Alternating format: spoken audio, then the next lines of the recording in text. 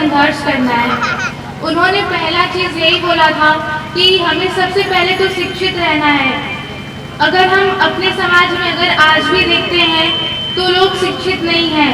अगर हम अगल बगल भी देखें तो ठीक है, लड़के तो पढ़ रहे हैं, नाम भर पढ़ रहे हैं, स्कूल जा रहे हैं, उसी में खुश हैं हम, पर लड़कियों की हालत तो उससे भी खराब है।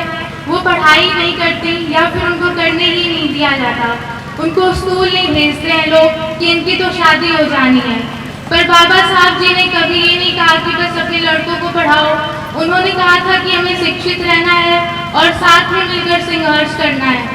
और शिक्षित रहना है, अक्सर लोग बोलते हैं कि पढ़ा के क्या ही कर लेंगे, नौकरी तो मिल नहीं रही। तो बाबा साहब ने कहा था कि हमें शिक्षित रहना है, नौकरी के लिए नहीं।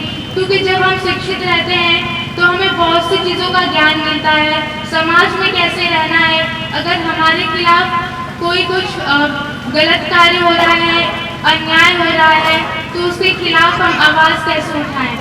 अक्सर बाबा साहब को लोग कहते हैं कि वो दलितों के नेता थे, वो हमेशा दलितों के बारे में सोचते थे, हमारे बारे में थोड़ी सोचते थे। जो अपर कास्ट होते हैं, मैं उनकी बात कर रही हूँ।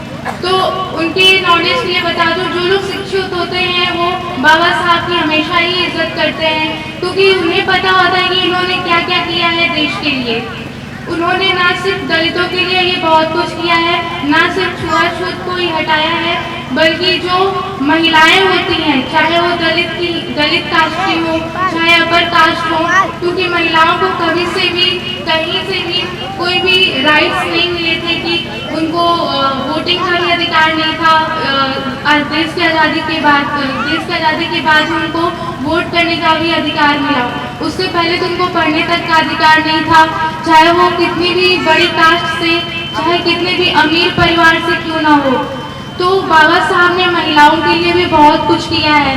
उन्होंने सबसे पहले जो ड्राफ्टिंग कमेटी के वो हेड थे, तो उन्होंने महिलाओं के सबसे पहले राइट्स उसमें जोड़े थे कि महिलाओं को भी सभी अधिकार मिलने चाहिए। तो बाबा साहब को सिर्फ दलितों का नेता कहना गलत होगा। और बाबा साहब सबसे ज़्यादा शिक्षा के ऊपर ही अपना प्रेशर डालते थे कि हमें शिक्षित रहना है, संगठित रहना है। हम लोग शिक्षित तो हो गए हैं लगभग 50% से ज़्यादा, पर हम संगठित नहीं होते हैं। शिक्षित हो गए, पैसा आ गया, उसमें बहुत खुश रहते हैं, पर हम कभी भी संघर्ष नहीं करते जो हमारे खिलाफ बहुत सारे अन्याय होते हैं उसको लेकर। तो हमें हमेशा बाबा साहब की बातों को जानना तो है, पर उसके ऊपर चलना भी है कि शिक्षित रहें, संगठित रहें और साथ में मिलकर संघर्ष करें। जो कि हमारे लिए ही अन्याय हो रहा है उसके ऊपर नहीं, दूसरों के लिए भी। क्योंकि बाबा साहब कभी भी एक कास्ट को लेकर नहीं चलते थे, वो भारत को लेकर चलते थे कि भारत की कास्ट करे। क्योंकि उन्हें पता था कि जो छुआछूत होती है उससे हमारे ऊपर तो ठीक है अन्याय हो रहा है, पर देश के ऊपर भी कोई अच्छा प्रभाव नहीं हो रहा है।